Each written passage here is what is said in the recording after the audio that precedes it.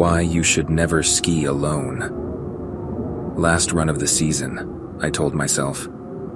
My friends had already gone back due to the cold and waning light, but I needed to get one more run, one more chance to feel the cold air whip across my face while tearing at breakneck speed down an empty track.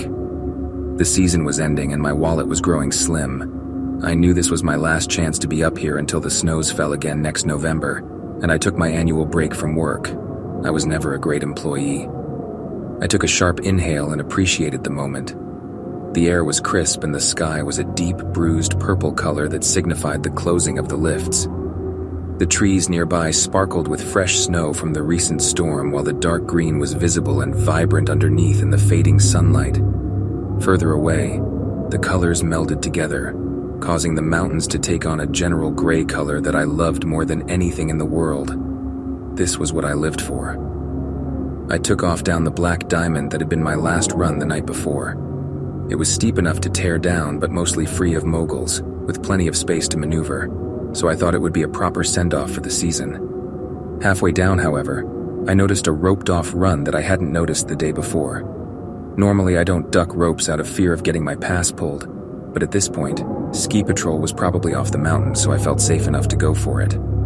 Not to mention, this run clearly hadn't been used yet that day because it had some of the only powder left on the mountain. How could I ignore that? I ducked the rope and immediately felt I made the right decision as my skis made that familiar, soft gliding noise. The best possible way to end the season, a sunset powder run. If you've never skied powder before, it kind of feels like carving on a cloud. The track took me to a part of the mountain I hadn't been on before, and I quickly ran out of sunlight. Somewhat regretting my decision as I lost feeling in my fingers, I started carving down as fast as I could, given the powder slowing me down, so I could get back to the lodge where my friends were waiting. I started feeling uneasy. Something was off, wrong, but I couldn't figure out what it was. The hair on the back of my neck stood on end and my breath caught in my throat.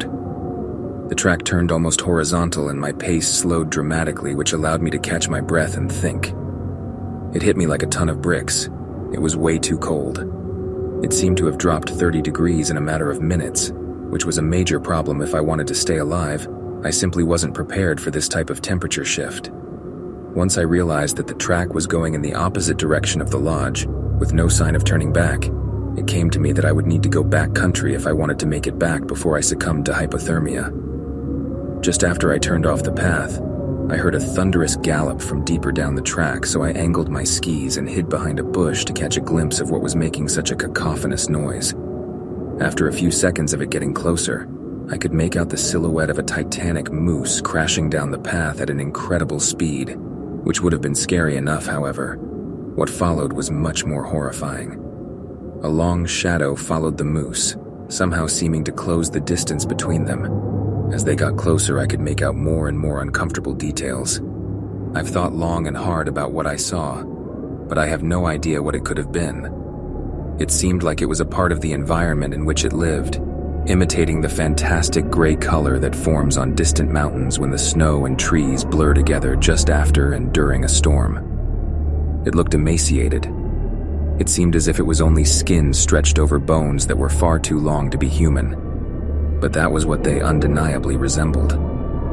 Shortly after passing my hiding spot, the creature caught the moose's thigh in its elongated, bony hands.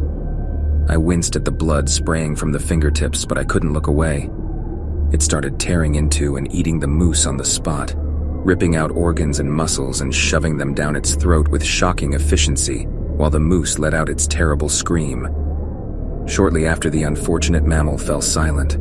While the creature was still elbow-deep in its prey, it started sniffing the air like a fucking dog. For a few seconds, I waited with bated breath as slowly its face turned towards me and its all-too-human eyes met mine. My stomach felt like it was full of lead. If I had eaten lunch, I might have puked. I knew I had to run, but all I could do was stare. We made eye contact for a solid 5 seconds before the tension broke.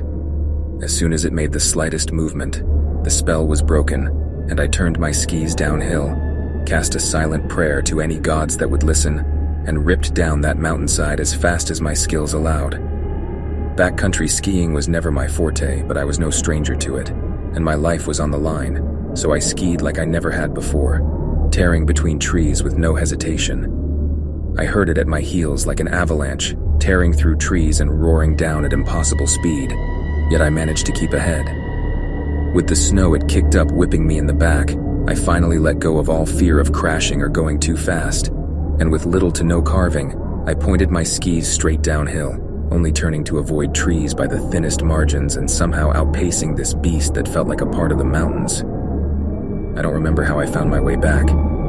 According to my friends, I slid up to the lodge half frozen and fully mad, raving about monsters and forces of nature while I was sat down next to the fire and handed hot chocolate I never even looked at. I recovered fully with no lasting effects, thankfully, but my thumbs tingled for a month after that night, and I can't stand that gray color I once loved so much. I want to chalk it all up to hallucinations brought on by the cold and exhaustion, and I probably would have if not for one final event. Because of my state of borderline hypothermia and mild frostbite, my friends decided to rent a room that night and head back in the morning. I only remember waking up in a chair next to the fireplace in the room with everyone still sleeping around me. Everyone quickly packed into the cars with little talk as soon as we woke up. It seems everyone was a bit shaken up and all thoughts were on home. But shortly after heading out, the car in front of the one I was riding shotgun in stopped, and the people got out. My friend and I hopped out to see what the problem was, and a few feet from their front bumper sat the mostly skeletal remains of what was once a moose. I immediately recognized the moose and started having a panic attack. Given the panic attack, it was hard to vocalize my distress to my friends, but I got enough out that it was made clear we needed to leave and we were in imminent danger.